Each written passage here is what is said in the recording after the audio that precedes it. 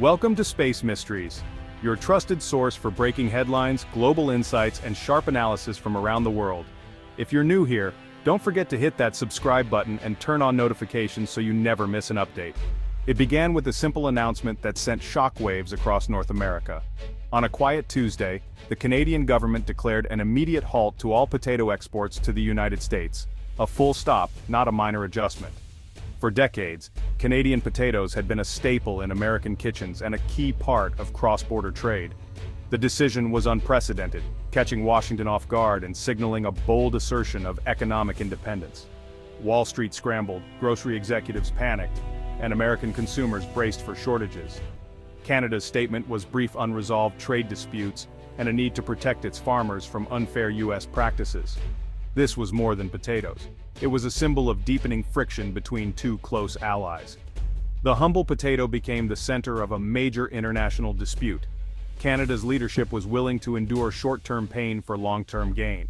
The timing was strategic, hitting just as U.S. demand for potatoes surged for the holidays. Ottawa leveraged its key export to force a conversation Washington had avoided. The world watched as the two neighbors entered a new, uncertain chapter. The Great Potato Standoff of 2025 had begun. No one knew how it would end. But one thing was clear. The days of taking cross-border potato trade for granted were over. The stage was set for a showdown that would reshape North American trade. The news hit former President Trump at Mar-a-Lago, and his reaction was immediate. He unleashed a barrage of posts on Truth Social. "Canada is stealing our potatoes. Sad. I would have never let this happen." Trump framed the issue as a personal insult and a sign of American weakness. He called into cable news declaring, "Canada has been taking advantage of us for years. Now potatoes. Disgraceful." His supporters erupted online, launching hashtags like #PotatoGate and #FreeTheFries. Trump's message was simple. America was being wronged, and only he could fix it. Republican lawmakers echoed his outrage, demanding retaliation and blaming the White House for weakness. The potato dispute became a rallying cry about leadership and national pride. Trump's fury dominated the debate, turning an agricultural issue into a political weapon. The story was no longer just about potatoes, it was about American strength on the world stage. Trump's calculated outrage set the tone for the crisis. His America First agenda was back in the spotlight.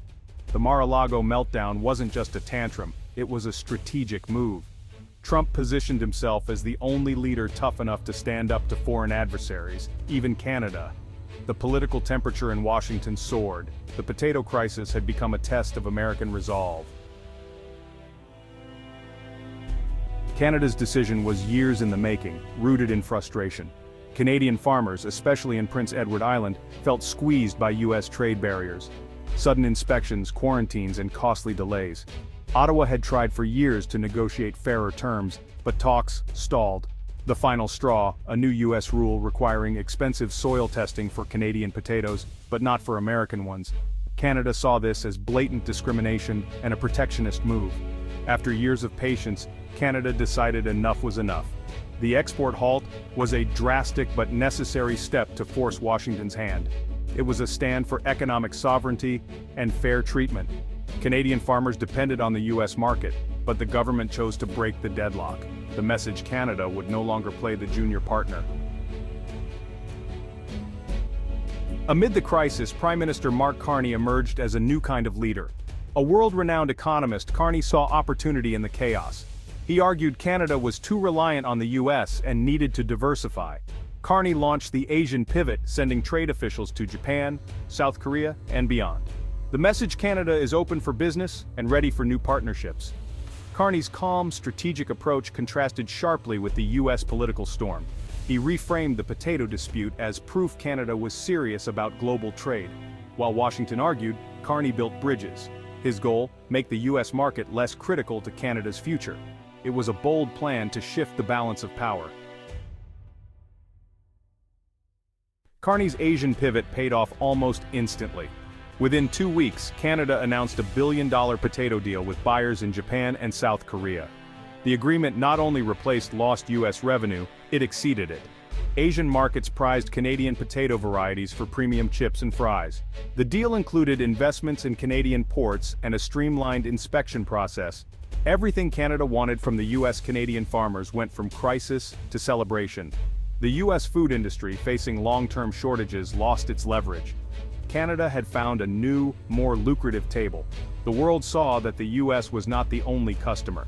The deal sparked a wave of optimism and inspired other Canadian farmers to look abroad. The potato deal became a blueprint for a more global Canadian economy. Carney's gamble had paid off. Canada had outmaneuvered its larger neighbor. In the US, disbelief turned to anger as potato prices soared, grocery shelves emptied, and fast food chains limited fries or pulled them from menus. The hash fry shortage trended as Americans vented their frustration. US farmers hoped to benefit but couldn't fill the gap. Processors needed specific Canadian varieties. Retooling was slow and costly, creating tension in the agricultural sector. Politically, the fallout was fierce. The White House faced criticism for letting the crisis spiral. Trump and his allies hammered the administration for weakness. The US lost its leverage. Canada now had better options. The crisis forced Washington to rethink its trade strategy.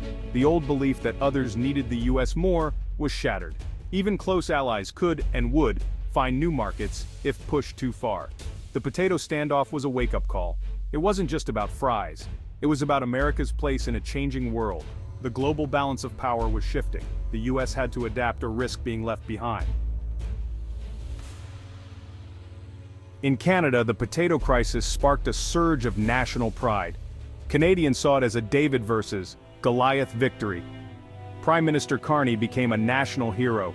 Headlines celebrated the spud-tacular victory. Social media overflowed with support for PEI farmers and potato-themed patriotism.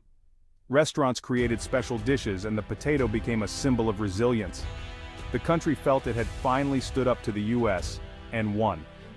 Business leaders embraced the Asian pivot as a model for the future. The crisis ignited a push to diversify trade beyond the US. The government's swift action turned anxiety into elation. Canadians realized over-reliance on one market was a vulnerability.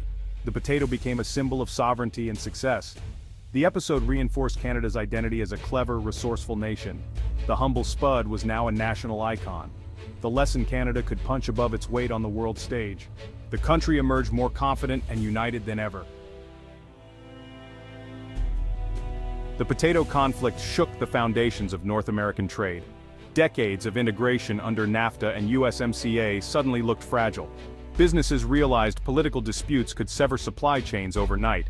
Companies on both sides began seeking new suppliers and diversifying risk. The deep economic integration between the US and Canada started to unravel. The cost of doing business in North America rose as companies built redundancy. Politically, trust between Ottawa and Washington was damaged. Canadian diplomats felt emboldened. American negotiators realized Canada had leverage. Other US partners like Mexico took note. Canada had stood up to the US and won. The crisis became a case study in resisting American pressure. Canada's actions provided a playbook for other nations. The US-centric trade system began to erode. The ripple effects would be felt for years. As of August 7, 2025, the US-Canada relationship is more complex than ever. The Great Potato Standoff marked a turning point. Canada emerged more confident and diversified. The US learned its allies have limits. The partnership now demands more careful diplomacy and mutual respect. Both countries are working to reduce dependency, leading to a cooler, more transactional relationship. Trust will take years to rebuild. A less dependent Canada can be a more equal partner. The US must treat Canada as a true G7 peer, not a junior sibling. The potato crisis showed that pressure can backfire, pushing allies elsewhere. The standoff will be remembered as a moment of national assertion for Canada and a wake-up call for the US. The border remains friendly, but the economic relationship is forever changed. The future will be defined by competition and clear-eyed partnership. Two sovereign nations navigating a new world side by side but on their own terms.